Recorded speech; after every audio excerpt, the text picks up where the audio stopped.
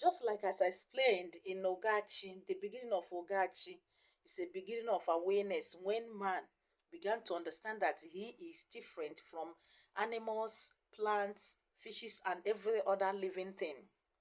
That is the time that man began to look for what to cover nakedness with. Man made raffia, leaves to cover his nakedness here on earth.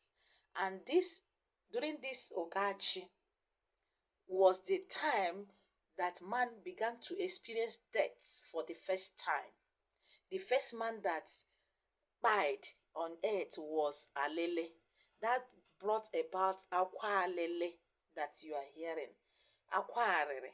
That is Akwa Alele. That is the origin of that word in Igbo tongue. Akwa Alele. That is the first aqua, the first cry for the first man to buy here on earth in Ogachi. This Ogachi brought awareness, the awareness of man buying without buying without waking up, sleeping without waking up, because then they sleep, they wake up, they sleep, they wake up. But now man slept without waking up. They thought that it was the same kind of sleep they used to have and wake up, which gives their consciousness to their unconscious lives. But this time, man died and without waking up. And that first person to die without waking up is Alele, that gave rise to Akwa Alele. That time, man have started covering his nakedness because he has become aware of his nakedness, his differences within between other living things. That is during Ogachi, the time that each individual now has his own spirit being that houses him or her